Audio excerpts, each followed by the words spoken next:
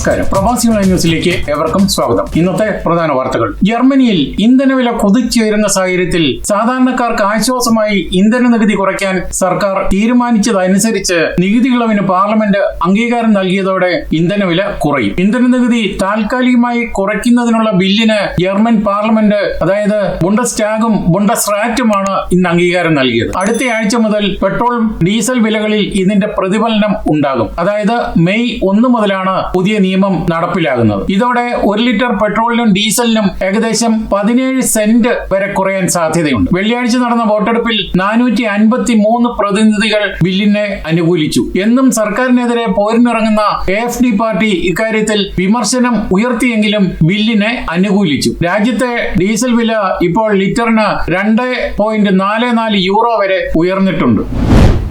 ജർമ്മനിയിലെ പ്രമുഖ super market ശൃംഖലയായ അൽഡി സ്യൂഡിൽ നടക്കാനിരിക്കുന്ന വൻതോതിലുള്ള പിരിച്ചുവിടലിനെ കുറിച്ചുള്ള വാർത്തയാണ് അടുത്തത്. ഇത് ഇവിടെ ജോലി ചെയ്യുന്ന മലയാളികളെയും ബാധിച്ചേക്കാൻ ഇടയുണ്ട്. അൽഡി സൗത്തിൽ വൻ പിരിച്ചുവിടലാണ് ഉണ്ടാവുന്നത്. ഏകദേശം 1500ഓളം ജീവനക്കാരെ പിരിച്ചുവിടാനാണ് മാനേജ്മെന്റ് ലക്ഷ്യമിടുന്നത്. ജർമ്മനിയിലെ മ്യൂൾഹൈം ആൻഡ് റൂവിലെ ഹെഡ്ക്വാർട്ടേഴ്സിലാണ് പ്രധാനമായും വെട്ടിക്കുറയ്ക്കൽ നടക്കുന്നത്. ഏതൊക്കെ മേഖലയെ ബാധിക്കും എന്ന് നോക്കിയാൽ പ്രധാനമായും അൽഡിയുടെ IT വിഭാഗത്തെയാണ് ഇത് ബാധിക്കുന്നത്. ഡിജിറ്റലൈസേഷന്റെ ഭാഗമായി കഴിഞ്ഞ വർഷങ്ങളിൽ നിയമിച്ച നിരവധി IT ജീവനക്കാർക്ക് ജോലി നഷ്ടമാകും. IT ജോലികൾ പുറം കരാർ, അതായത് ഔട്ട്സോഴ്സിംഗ് കമ്പനിക്ക് നൽകാനാണ് തീരുമാനം. കമ്പനി സാമ്പത്തിക പ്രതിസന്ധിയിലല്ല, മറിച്ച് ലാഭം വർദ്ധിപ്പിക്കുന്നതിനും പ്രവർത്തനങ്ങൾ ലഘൂകരിക്കുന്നതിനുമുള്ള, അതായത് റീകൺസ്ട്രക്ടിംഗ് ഭാഗമായാണ് നടപടി. സ്റ്റോറുകളിലെ ഉൽപ്പന്നങ്ങളുടെ എണ്ണം കുറയ്ക്കാനും അൽഡി പദ്ധതിയിടുന്നുണ്ട്. പ്രത്യേകിച്ച് ഫ്രിഡ്ജുകളിൽ വയ്ക്കുന്ന ഉൽപ്പന്നങ്ങളുടെ എണ്ണത്തിലാവും കുറവുണ്ടാകുക. ജർമ്മനിയിലെ മലയാളികളെ ഇത് ബാധിക്കുമോ എന്ന് ചോദിച്ചാൽ തീർച്ചയായും ബാധിക്കും. ജർമ്മനിയിൽ പ്രത്യേകിച്ച് നോർത്ത് റൈൻ വെസ്റ്റ്ഫാലിയ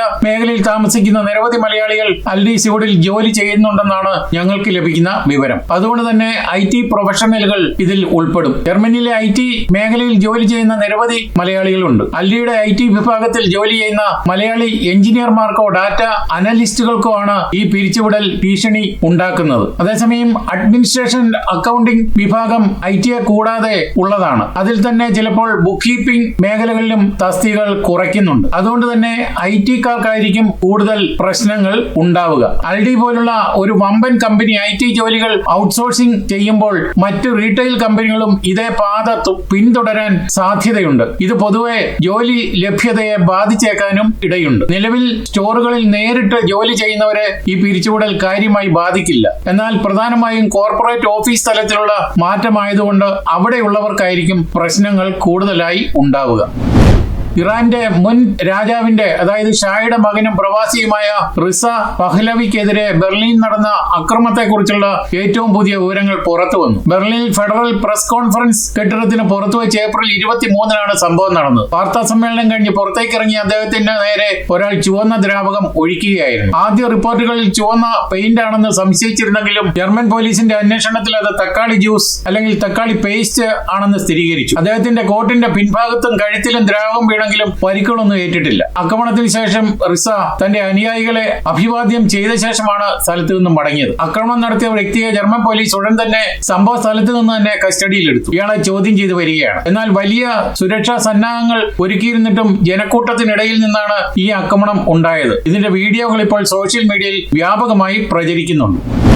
ഹാംബർഗിന് സമീപമുള്ള റെല്ലിംഗ്നനിൽ വെച്ച് പ്രതികളുമായി സഞ്ചരിക്കുന്ന കാർ തടയുന്നതിനിടെ പോലീസ് വെടിവെപ്പുണ്ടായി. 3 പ്രതികളെ പിടികൂടാനുള്ള ശ്രമത്തിനിടെ ഒരാൾ ഓടി രക്ഷപ്പെടാൻ ശ്രമിച്ചു. ഈ സമയത്താണ് പോലീസ് വെടിയുതിർത്തത്. പ്രതിയുടെ കൈക്കാണ് വെടിയേറ്റതെന്നാണ് സൂചന. പരിക്കേറ്റ പ്രതി ചികിത്സ തേടി എത്താൻ സാധ്യതയുണ്ടെന്ന നിഗമനത്തിലാണ് പിന്നബർഗിലെ റെജിയോ ക്ലിനിക് പോലീസ് വളയുകയും സായുധരായ ഉദ്യോഗസ്ഥർ അകത്ത് പരിശോധന നടത്തുകയും ചെയ്തു. എന്നാൽ പ്രതിയെ കണ്ടെത്താനായില്ല. 20-കാരനായ കറുത്ത മുടിയുള്ള യുവാവിനെയാണ് പോലീസ് അന്വേഷിക്കുന്നത്. ഹെലികോപ്റ്ററുകളും സ്നീഫർ ഡോഗുകളെയും ഉപയോഗിച്ചാണ് 70ഓളം പോലീസുകാർ തെരച്ചിൽ നടത്തുന്നുണ്ട്. പ്രതി ഇപ്പോഴും ഒളിവിലാണ്. കൊളോണിലെ സീറോ മലബാർ റീത്ത് സമൂഹത്തിൽ മെയ് 1-ന് വിശുദ്ധ യൗസേപ്പ് പിതാവിന്റെ തിരുനാൾ ആഘോഷിക്കും. അഖില ലോക തൊഴിലാളി ദിനം കൂടിയായ മെയ് 1 വെള്ളിയാഴ്ച രാവിലെ 10 മണിക്ക് കൊളോൺ മ്യൂൾഹൈമിലെ ലീഫ്രോവൻ ദേവാലയത്തിൽ നടക്കുന്ന ആഘോഷമായ ദിവ്യബലിയോടെ ആരംഭിക്കുന്ന തിരുക്കർമ്മങ്ങളിൽ പ്രദക്ഷിണം, സ്നേഹവിരുന്ന് എന്നിവയ്ക്ക് ശേഷം വിവിധ കലാപരിപാടികളും അരങ്ങേറും. യുവജന വർഷമായി ആചരിക്കുന്ന ഈ വർഷത്തിൽ യുവജനങ്ങളാണ് തിരുനാളിന് നേതൃത്വം നൽകുന്നത്.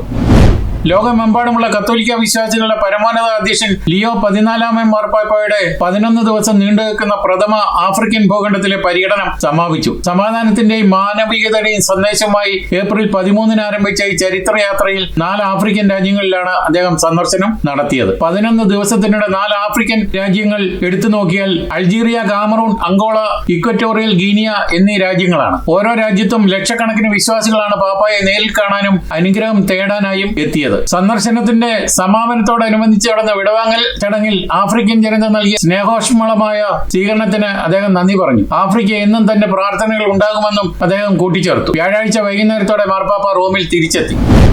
നീണ്ടകാലത്തെ നിയന്ത്രണങ്ങൾക്കൊടുവിൽ പേടിഎം പേയ്മെന്റ് ബാങ്കിന്റെ ബാങ്കിംഗ് ലൈസൻസ് റിസർവ് ബാങ്ക് റദ്ദാക്കി. ബാങ്കിന്റെ പ്രവർത്തനം തുടരുന്ന നിക്ഷേപകരുടെ താൽപര്യങ്ങൾക്ക് വിരുദ്ധമാണെന്ന് ചൂണ്ടിക്കാട്ടിയാണ് വെള്ളിയാഴ്ച നിർണായക നടപടിയെടുത്തത്. ബാങ്കിന്റെ ഭരണം, പ്രവർത്തന രീതികൾ, ചട്ടങ്ങൾ പാലിക്കുന്നതിലെ വീഴ്ച എന്നിവയുമായി ബന്ധപ്പെട്ട് RBI നേരത്തെ തന്നെ മുന്നറിയിപ്പ് നൽകിയിരുന്നു. എന്നാൽ മാനേജ്മെന്റിന്റെ ഭാഗത്തുനിന്നുണ്ടായ വീഴ്ചകൾ നിക്ഷേപകർക്കും പൊതു താൽപര്യത്തിനും ദോഷകരമാണെന്നും RBI കണ്ടെത്തി. ബാങ്ക് പൂട്ടുന്ന നടപടികൾക്കിടയിൽ നിക്ഷേപകർക്കുള്ള പണം മടക്കി നൽകാൻ ആവശ്യമായ ഫണ്ട് ബാങ്കിന്റെ കൈവശമുണ്ടെന്ന് RBI അറിയിച്ചു. ലൈസൻസിലെ നിബന്ധനകൾ പാലിക്കുന്നതിൽ ബാങ്ക് പരാജയപ്പെട്ടു എന്നാണ് RBI വ്യക്തമാക്കിയത്. ഇതോടെ പേടിഎം പേയ്മെന്റ് ബാങ്കിന്റെ ബാങ്കിംഗ് സേവനങ്ങൾ പൂർണ്ണമായും അവസാനിച്ചു.